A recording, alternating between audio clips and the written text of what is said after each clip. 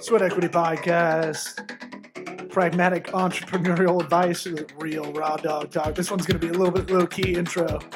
Not so raw dog. Well, this one's not so quite businessy as it is slice of life with David Mendelson-Curry. Talks about a former client of mine where he has his heart transplant. Yeah. Mind-blowing. Mind-blowing story. He got a hold of me in May, and we were just getting to having him on the podcast. If you want to support the show, sweatequitypod.com, try grasshopper.com/sweat, the entrepreneur's phone app. Warby Parker, warbyparker.com/sweat. Or what else we got? You want to hire Eric Redinger? Go to Eric at sweatequitypod.com. You want to hire me? Law at ChocoWorks, TOCOWORKS.com. Subscribe, 5-star, share with a friend, because we're the #1 comedy business podcast in the world. Finally. Let's get it going. Howdy, Tony. Wow, that sucked. Yeah, we're going to go low key. What about my sweat equity? Sweat equity. Sweat equity. My sweat equity. My sweat equity.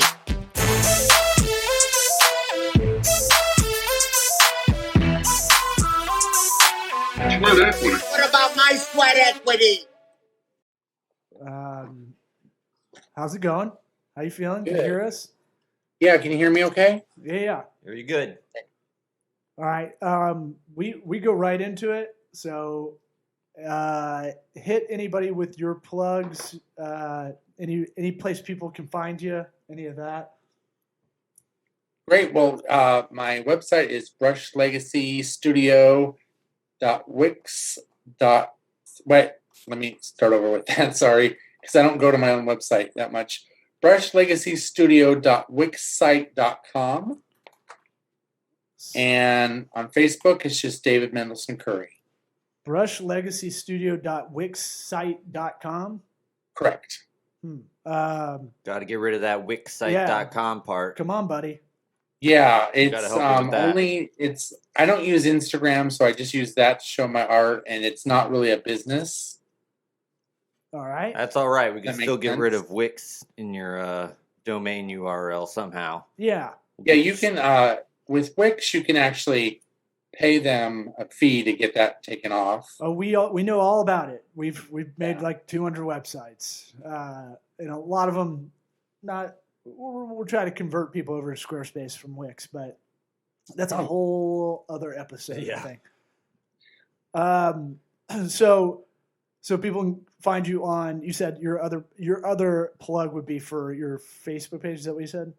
Yeah, just David Mendelson-Curry. Okay. So this is a bit of a different slice of life kind of story for our podcast. You and I connected, I don't know, maybe in May or something like that. Huh? And as we're recording this, it's late August. And so I'll try to set the table as best I can. You fill in any gaps to kind of get it to where you kind of take part in the story.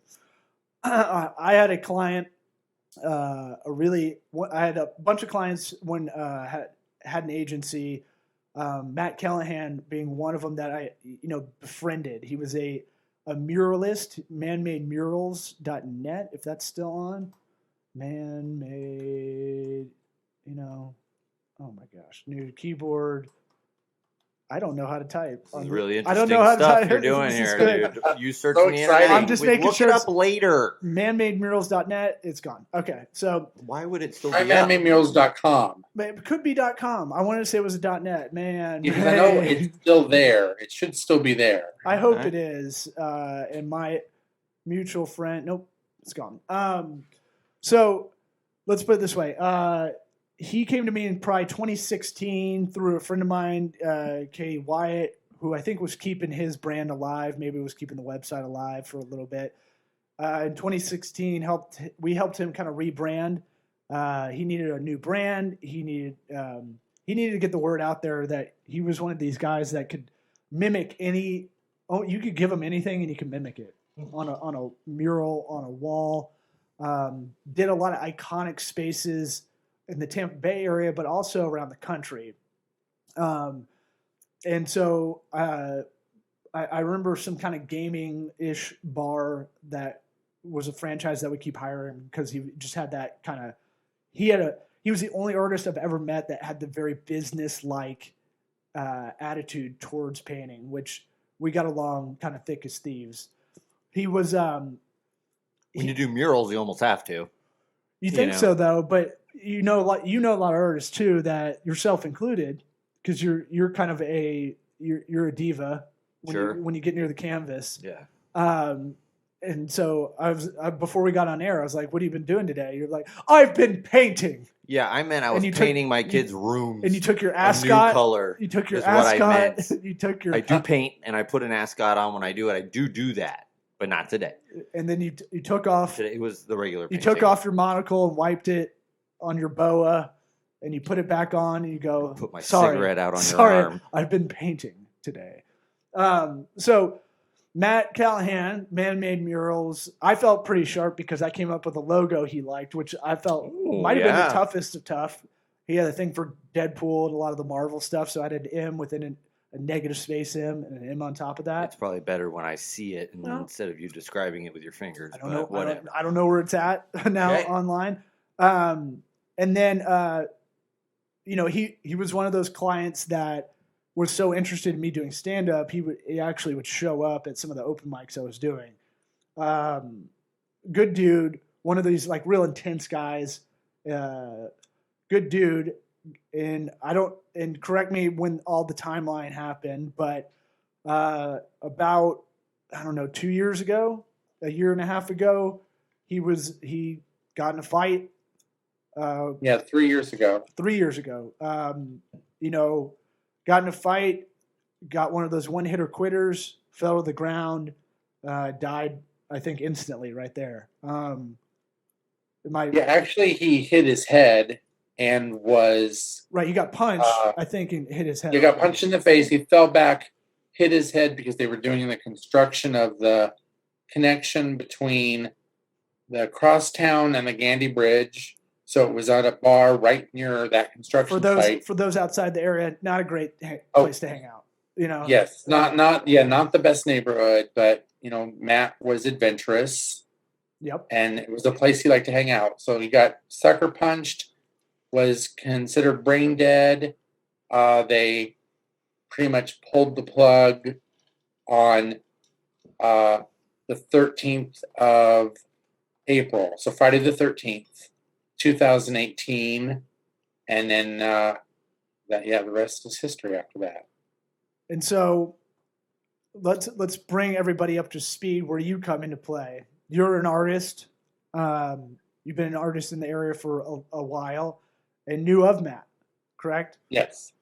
I lived in Channelside at a condo in Channelside, and I had seen Matt painting. I never met him at all. I just would see him painting.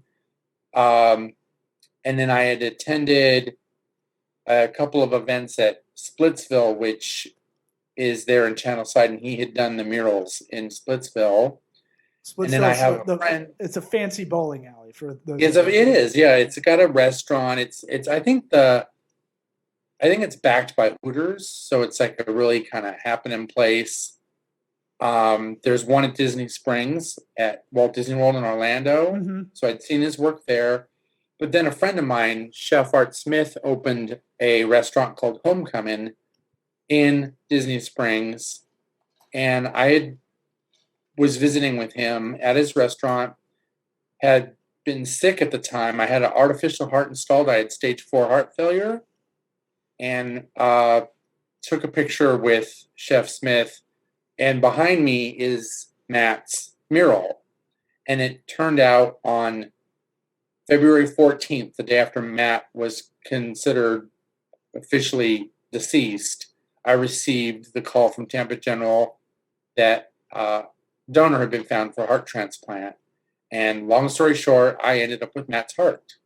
Well, we don't want to just yada yada over that. Right. That's okay. that's what we like to call kismet or synchronicities on this Yeah, show. that's crazy that you're an artist too, and I mean, you knew of him, like the fact and I that knew you him, and knew I him. had seen him. I had seen him painting in my own neighborhood. How bad would this have been had he not passed away for you? Where were you in the search? I was on something called an LVAD, a left ventricular assist device. It's a titanium heart pump that attaches to the left ventricle, and there were wires that exited out my abdomen into a computer pack with batteries. So I was battery operated. Whoa. And without that, I could live only about 90 seconds. Oh my God. Whoa. So with that heart pump, it was day to day. And it was, if I was in the car, you plug into like the cigarette, into the car battery. Wow. If I'm at home, I could plug into the wall. But my life was reliant on that machine. Chargers. So I was placed on the transplant list. No camping for you. No camping. No. We did actually go glamping. Move to Tokyo. We went glamping, and we went to a place where they had electricity, and it was because you're in the middle of nowhere, so that's a little dangerous. I was always supposed to be within close range of a hospital. Sure. You can't hook up to a generator, or could you? And you really shouldn't because of the power fluctuation. It could affect a superhero. Yeah. Iron Man. It was like, in fact, I did a painting on it, and I don't have it in the room to show you guys because I took it down, but it's called Power Through Machines. So it's a pop art 30 by 40 canvas, and it's a bear because my nickname's Bear, and it has like this artificial heart thing with all these gears, and it's kind of cool. I had done that when I was on the machine, but I just called it the machine because it's too hard to always say LVAD. Sure. So without Matt's transplant, without his heart, the machine was failing. It's a rare thing, but it was malfunctioning.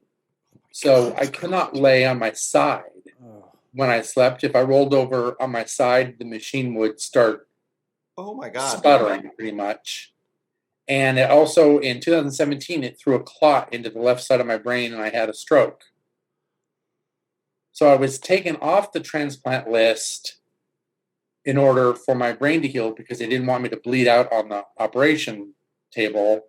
So they took me off the transplant list until they could, and they couldn't do an MRI because I was filled with titanium. So they just based the healing of my brain on CAT scans, which aren't really clear, and they could just kind of see, okay, it looks like it's kind of cleared up, so we'll put you back on the list. 3 weeks after being back on the heart transplant list, Matt died. And to be a transplant recipient, the donor and the recipient have to have the same blood type, and they have to be the same size. So Matt was, I believe, 6'3", and I'm 6'2". Mm-hmm. We're both I don't remember my blood type. That's awful. We were O. Might want to remember that one. If you're O, actually, you're good now. I'm O something, and he was a perfect match. And it wasn't until I wrote. You're allowed to write a letter to the family, and it has to be completely anonymous for privacy reasons. But I suspected who it was because people were just friends of mine were like, "Hey, this is too much of a coincidence that." That artist, Matt Callahan, had died, and the news said that he had donated his organs. So he died at Tampa General. You were at Tampa General at the time of the transplant. There's a good chance it could be him. And, at first you kind of dismiss it because you just think, that's not, what are the chances of an artist getting the heart of another artist and it being local? My doctor said it was only 1 in 76,000 chance that the donor and the recipient should be at the same place at the same time. So there was that. But then when I wrote the letter, and a few weeks later, I got a letter back from Erica Callahan, Matt's wife at the time, explaining that yes, she wanted me to understand who Matt was as an artist and the fact that she had been told I was an artist. She just felt it was meant to be. And there's a whole lot of other coincidences that are wrapped into all of this. Lead us. Yeah, I want to hear them. This I'm intrigued here. This is crazy. I moved to Fort Lauderdale from Seattle, and never had any intention of staying very long. But I took a job in Tampa, so that's how I ended up in Tampa from Fort Lauderdale, and that was in 2012. But backing up, 2008, I was visiting Fort Lauderdale. I was still living in Seattle. I went with friends to New Orleans Labor Day weekend. So it'll be however many years coming up this weekend. And we're having a good time, and we were taking pictures in front of, I don't remember the name of it's that famous landmark, that white spired church in New Orleans. I don't know the name of it because I'm an idiot when it comes to travel, but probably near Jackson Square, I think. Jackson Square area. So we took pictures, nice. And when Erica, Matt's wife, saw on my Facebook page those pictures, and when we had met, she said, I have to tell you, were you there Labor Day weekend 2008? And I said, yes. And she said, what time was that picture taken? Because I was across the street and Matt was proposing to me during that time. No way. And yeah, and so she actually told the Tampa Bay Times in an interview that she thinks it's possible we passed each other on the sidewalk. And the reason it stands out to us is because Hurricane Gustav was approaching, which is the first major hurricane after Katrina to come towards New Orleans, and we were all evacuated. And even though I lived in Fort Lauderdale, I was placed on a Southwest Airlines flight out of New Orleans to come to Orlando. And they said, once we evacuate you to Orlando, we'll just figure out how to get you home to Fort Lauderdale. And then Erica said the same thing. Her and Matt were placed on a flight to Orlando. We don't know that it was the same airline. We don't know if we were there, what time, but we were both evacuated the same, early morning hours before the hurricane. So there's that coincidence that we were there in 2008. Yeah, I was a little nervous. I was like, oh, it might not be so good. That he was proposing at that moment. It wasn't like they were just there. He was proposing. Wow. And I'm across the street taking pictures. Yeah. So I call them orbits, like planets that orbit each other. And there's been many times in the last decade that Matt and I came very close to each other. Weird. The proposal, me living in the same neighborhood where he was painting a mural, we both knew Chef Art Smith, mutual friends. Erica, his wife, her best friend, her mom worked at an insurance company here in Tampa where my friend Brady worked and sat next to her. And that's how the family figured out it was probably me before we met after the transplant, because he was saying, hey, my friend David just got a transplant. Your daughter's friend Erica, her husband died and he donated his heart. Wouldn't it be weird if Matt and David were matched? And she's like, I'm going to tell my daughter and to tell Erica about this. And that's when these weird friend requests started coming through Facebook of people that knew Matt. And that's part of the suspicion that I had I had Matt's heart. Because all of a sudden I was getting people like Tanae Tucker and different people that were saying, they wanted to do a friend request, but really stealthy about it because it wasn't confirmed yet on either side. They hadn't confirmed it was me, and I hadn't confirmed that it was Matt, but we just were all suspicious. It just seemed too right, I guess. Too easy to line up. Too easy. So on that note, have you had any sort of weird memories or anything like that? What do you mean? Hold on. Before we jump to that. On that note. Well, no. Before we jump to that, because we're definitely going to get to that. Don't worry. We're not forgetting that. I want to hear about that. I remember you told me that there's a lot of confidentiality rules, and you were kind of able to true detective your way through how you figured this out. I don't want to jump over this aspect of the story. Yeah, it came from, the friend who now lives in Chicago who said, I work with this lady. We sit next to each other at the insurance company, and her daughter is friends with someone named Erica, and Erica's husband just died. He was an artist, and we think you were matched up with him for the heart. And he'd come to visit in the hospital, and he's telling me this. I said, well, tell your friend, this is kind of weird, tell your friend to tell her daughter to tell her best friend, Erica, that I suspect I'm a match. So we're playing a game of telephone that's basically 4 people. Yes. To get one message So me down. telling Brody, who told his coworker, who told her daughter, who told Erica. And there, you can't explicitly go out of your way to ask. You have to figure it out this way, because there's a lot of legality where if you're given something like he was, you're not. It's supposed to remain anonymous. Yeah, I still feel like my question did not need to be. It's going to get usurped by the timeline question. I'm trying to go linear for the listeners here. Yeah, linear. It was linear, so linear. I don't know what you're talking about. Well, I was going to figure out in the last third. Dave, with can that, we hear about your strange feelings and your memories from after the heart transplant? Hold on. No, hold on. He's not even done with this part. Yeah, he is. Let him finish. Well, real quick, just for law, there is. It's for the audience. I've heard it. There are confidentiality for privacy of both the donor and the recipient. So for my family's privacy, my husband Ty and I weren't exactly sure we wanted like the whole world to know what was going on. And I don't know that, Matt's parents and his, the Erica and, they had a 5-year-old son at the time. Yeah. So Logan, for his protection, even at this point, Logan does not know anything more than I'm a friend of the family. We haven't really talked to him about who I am yet. That's why I'm tearing up, because all I can think about is his son, who I met several times. Yeah.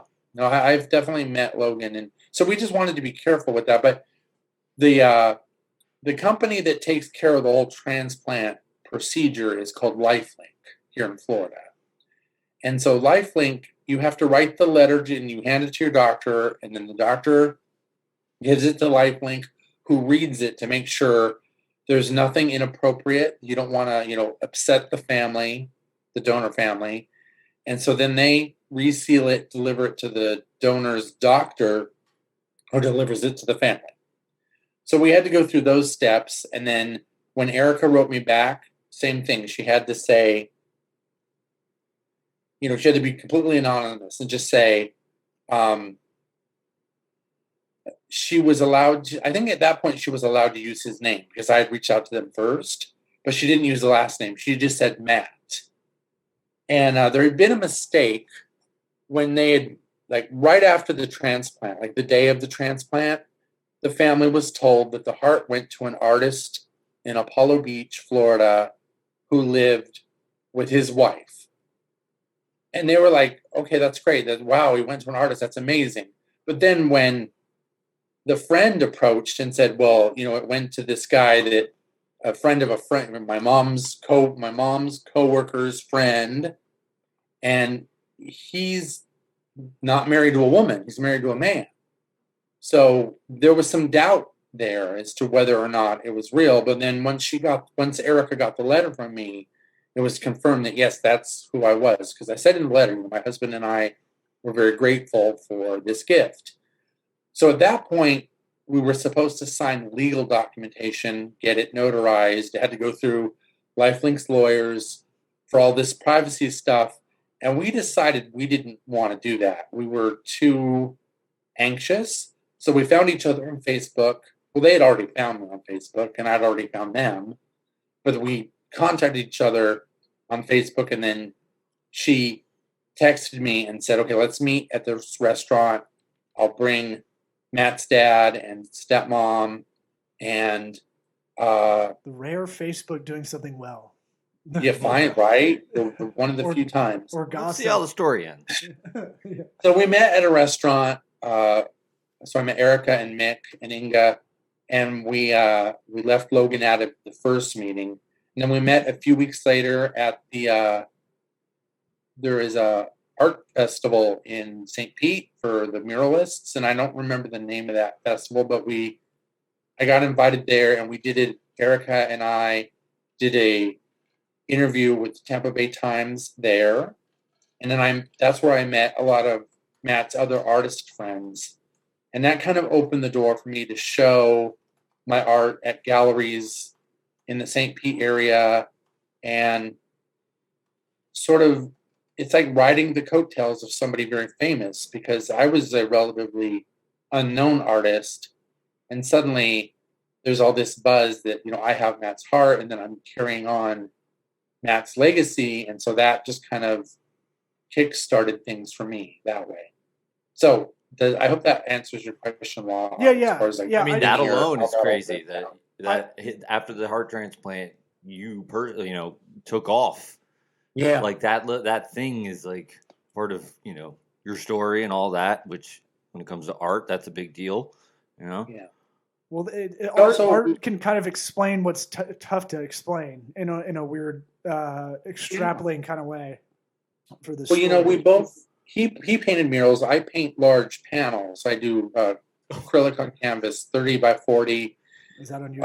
No. I just think it's funny that you also paint. You don't paint murals, but you also paint large canvases and all that. Yeah, I painted murals in high school, like the art, the art room walls and the door of the art room in high school back in the 80s. So I've done smaller murals, but I did large panels.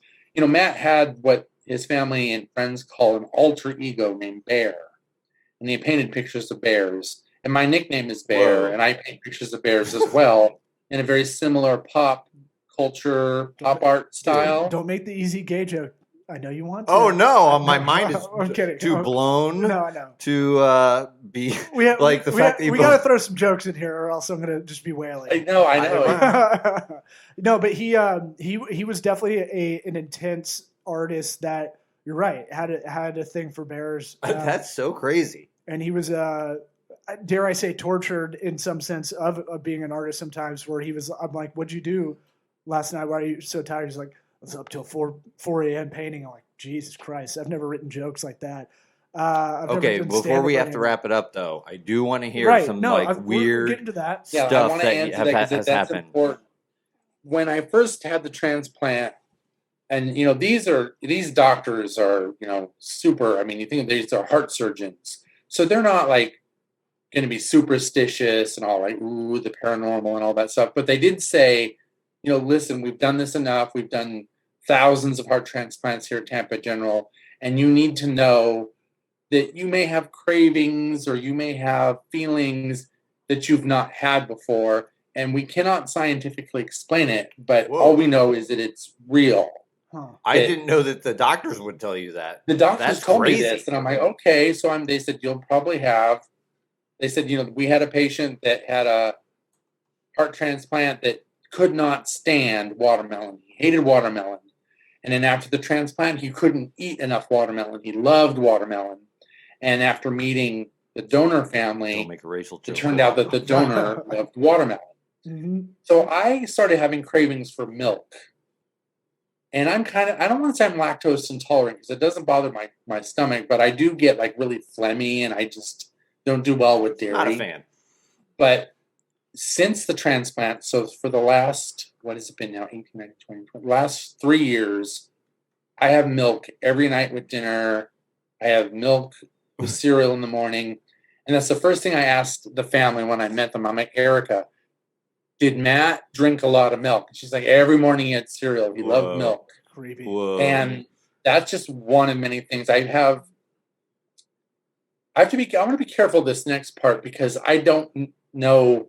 I never met Matt, and I don't know his family well enough to really say that. We'll just say that I'm a very calm person, but after the transplant, there are things, like especially if it has to do with like social injustice or hurting animals or hurting children or anything like that. Like there's this anger like that builds up inside of me, and I can just have this outburst, and friends and family, my husband will say, that's new for you. And so I'm only guessing here that I think at some point Matt may have had that. It just feels like Matt to me. That's a weird thing to say, I know. No, but he would tell me a lot of stories that were about him losing temper, and art kind of calmed him down a lot of times. Huh. Like a lot of artists, honestly. That's crazy. So I do feel that there are times where I'm like, I'll just be like really angry over not stupid stuff. I'm not like a Karen, but there'll be times where something will happen. I'll be like, that is just so, whatever, and I'll just feel really angry. And I think that a couple times, like out in public, I've said something to somebody like, don't be a dick. Don't say that.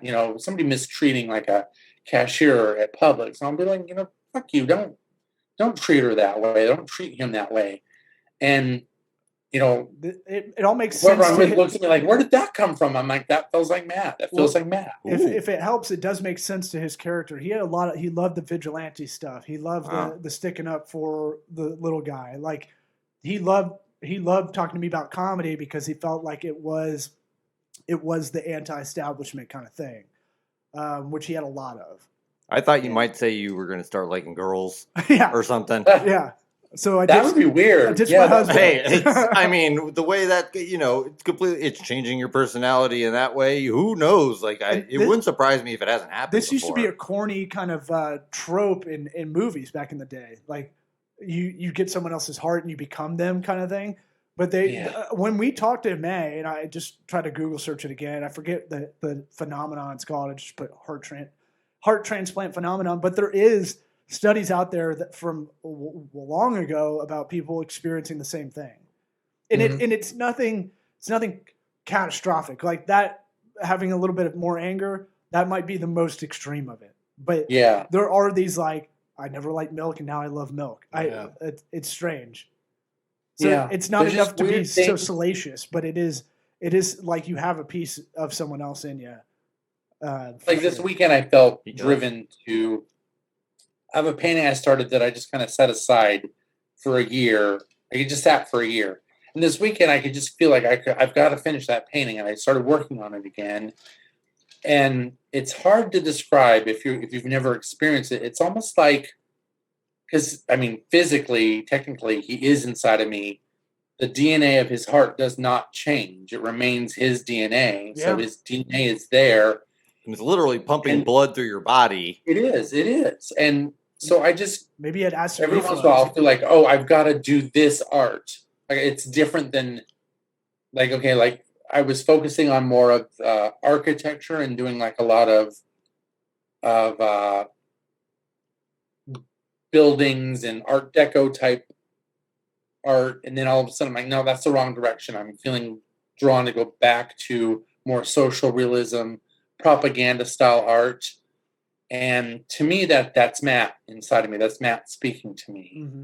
As weird as that sounds, and I don't expect any listener to understand that, but it is definitely Matt speaking to me in some form. Well, we've got to wrap it up, but if anybody's listening and has something to add to this story and can't find your Wix website, they can get a hold of us and we'll connect you with them. Okay. Anything we left out? I wanted to make sure you had enough time to kind of go over. Looking at my notes. No, notes. Wow, you're more. I do. I put more prepared than we are. Well, only because the stroke in 2017 has it where there's especially short-term memory. Like there's just times where I'll glitch out and be like, oh, I don't even remember the name of that, or I don't remember. Sure. Whatever. So I have to write stuff down, but I did write down. This is a stretch, but I've told other people this. When I met Erica, she gave me the flyer that they had at his funeral or his celebration of life, and then she also gave me his paintbrush, one of his paintbrushes. So I have that framed in our bedroom, and it's like my constant reminder of Matt's gift. But on there, it had said that the arrangements were done by the Blount and Curry Funeral Home. Mm-hmm. And, my last name is Curry, so that was just another one of those weird little things that keeps, every once in a while I will learn something new that pops up. So I guess the message I would really like listeners to understand is that, there are no coincidences. There are no accidents. The universe works however it works, and just as things come to you, just be open to it and accept it. Yeah. Love it. Let it happen. Yeah. Well, we appreciate you coming on and telling the story at length, and we'll connect anybody. If you forgot, Right. This is Sweat Equity. I appreciate you coming on and telling your story, man. All right. Thanks, both of you, for having me on. I really appreciate it. Thank you. See you, buddy.